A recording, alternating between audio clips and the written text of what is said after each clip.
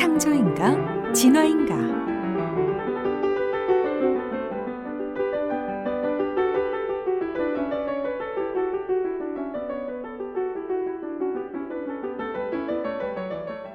안녕하십니까, 이병철입니다. 지난 영상에 이어서 두 번째 질문을 드리기 위해 이 자리에 섰습니다. 지난 영상에서 저희는 하나님께서 우리와 이 찬란한 우주를 창조하심을 배웠습니다. 그런데 아직도 많은 과학자들과 진화론자들은 모든 생물은 한 생물에서 진화한 것이라고 주장하고 있습니다. 저는 생물학자들은 인간도 오랜 진화 과정의 산물이라고 하는데 신의 인간 창조와 어떻게 다른가? 인간이나 생물도 진화의 산물이 아닌가라는 의문에 도달하게 되었습니다. 오늘 이 의문에 답을 해주실 드보라님 모시겠습니다. 네, 저는 이병철님의 질문에 해답을 드리러 온 드보라입니다. 질문해 주신 진화론과 창조론은 18세기부터 자주 논의된 주제입니다. 19세기 중엽까지는 창조론이 서구 문명의 사상적 주류를 이루었었죠. 그러다 찰스 다윈이 저술한 종의 기원이 진화론을 뒷받침해주며 주목받게 되었습니다.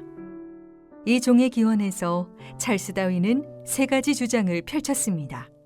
첫째, 모든 생물은 한 가지 조상을 기원으로 둔다. 둘째, 이 과정에서 새로운 종의 생물이 만들어지고 유지되었다. 셋째, 자연적 선택의 과정을 거쳐 모든 유기물은 생존할 뿐만 아니라 환경에 적응함으로 새로운 종으로 생성되는 것이다. 이 세 가지 주장으로 찰스 다윈은 나는 유출을 통하여 모든 동식물은 어떤 하나의 원형에서 나왔다고 하는 신념에 이르게 되었다라는 말로 뒷받침해 주었습니다. 그렇다면 모든 생물은 진화의 산물인 것이 맞는 건가요? 이제 그 부분을 차근차근 설명드릴게요. 대진화론은 모든 생명이 한 종으로부터 새로운 종으로 변화되어 점점 더 고등 생물로 진화되어 왔고 진화되어 간다는 이론입니다. 이를 증명하기 위해 생물학자들은 발굴된 화석을 기반으로 이론을 세워 증명하려 했습니다. 하지만 이 진화론은 증명될 수 없는 이론입니다.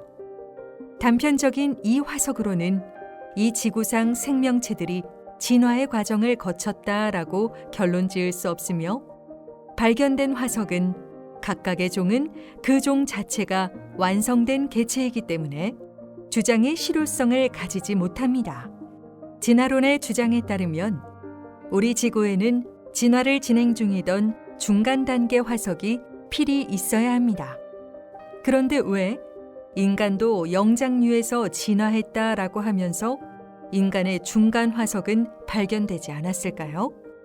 영장류에서 인간으로 진화하는 과도기의 화석이라고 주장하는 화석은 오랑우탄과 사람의 뼈를 붙여 조작한 필트다운인 단 한 개의 이빨을 발견하여 이 이빨을 가진 인류를 상상한 네브라스카인, 사람의 대퇴골과 원숭이의 두개골, 오랑우탄의 치아를 붙인 자바인. 이는 모두 영장류에서 인간으로 진화하기 위한 중간 단계의 화석을 발견한 사건들이었지만 모두 조작된 사건들입니다.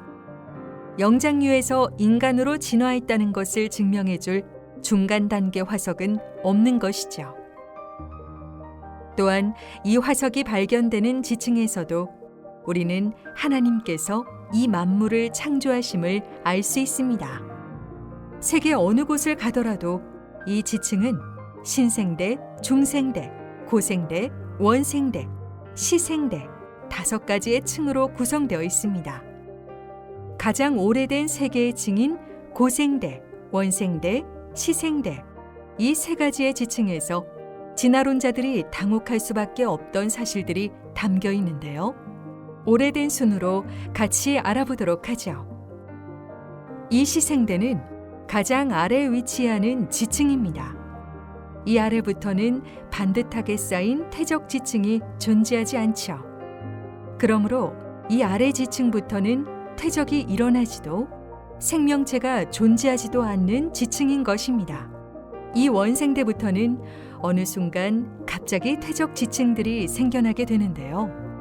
퇴적이 일어남에도 화석은 발견되지 않았습니다. 따라서 생명체는 없지만 퇴적은 일어났다는 사실이죠. 선캄브리아기에서 캄브리아기로 넘어오는 이 고생대에서는 물론 퇴적 지층이 발견되었습니다. 그런데 갑자기 폭발적으로 많은 종들의 화석이 지구 곳곳에서 발견되기 시작했습니다. 진화론자의 주장대로라면 어느 한 종에서 시작된 진화가 서서히 진화하며 많은 개체로 나아가야 하는데 화석만 본다면 어느 순간 다양한 생명체들이 한 번에 생겨나게 되었습니다. 그래도 인간 역시 오랜 진화 과정이 산물이지 않나요? 이 진화가 하나님께서 인간을 창조한 것과 어떻게 다른가요? 그럼 이제 하나님께서 인간을 창조하신 것에 관해 답변을 드릴게요. 인간은 세상에 어떻게 존재하게 되었을까요? 인간 창조의 근거는 어디서 찾아야 하는 걸까요? 인간은 스스로 존재 목적에 부합하는 답을 만들 수 없습니다. 피조물은 피조물 스스로 목적과 의미를 부여할 수 없기 때문입니다. 오직 창조하신 주만이 의도와 목적을 설정하실 수 있으십니다. 인간은 스스로 존재할 수 있는 자존자가 아닙니다. 인간은 바로 하나님께 지음받아 존재하게 되었고 이 사실을 성경에 기록하여 우리에게 알려주고 있습니다. 성경에는 인간의 존재 이유는 무엇이며 그 의미가 무엇인가까지 세밀하게 작성되어 있습니다. 창조신앙에서는 하나님께서 설계된 계획에 따라 우주를 창조하셔 만물의 주인이 되심을 의심하지 말라고 합니다.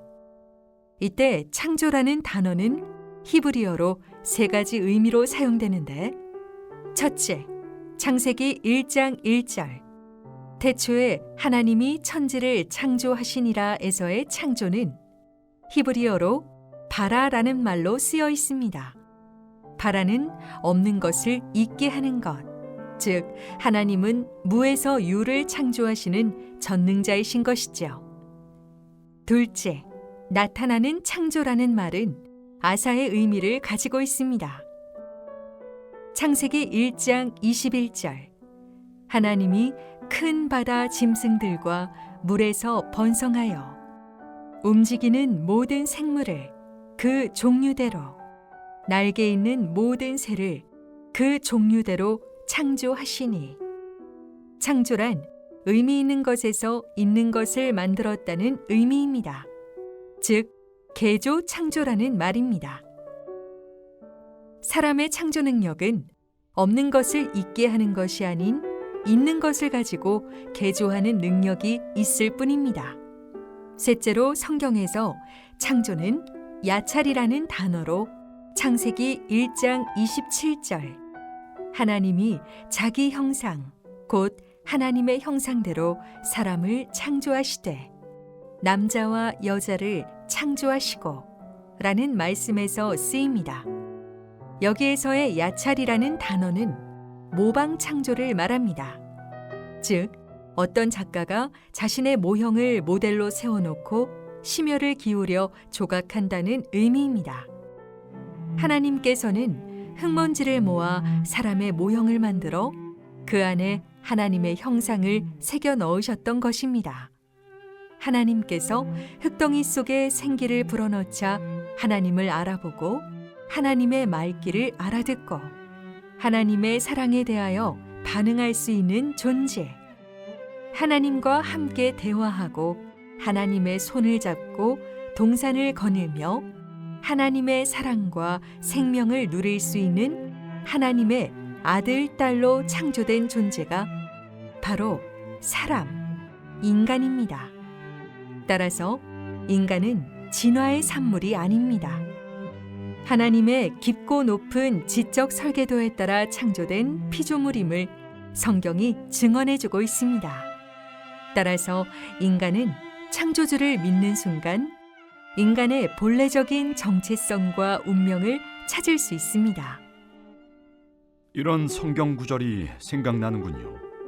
로마서 11장 36절입니다. 이는 만물이 주에게서 나오고 주로 말미암고 주에게로 돌아감이라. 그에게 영광이 세세에 있을지어다. 아멘. 만물과 인간은 하나님으로부터 온 것이며 하나님께 전적으로 의존되어 있는 존재들이라는 구절이죠. 좋은 구절을 말씀해 주셨으니 저도 답례를 해드려야겠죠. 이사야 43장 7절 내 이름으로 불려지는 모든 자, 곧 내가 내 영광을 위하여 창조한 자를 오게 하라. 그를 내가 지었고 그를 내가 만들었느니라. 바로 사람을 만드신 이유를 설명해 주는 구절이죠. 영광의 말씀 감사합니다.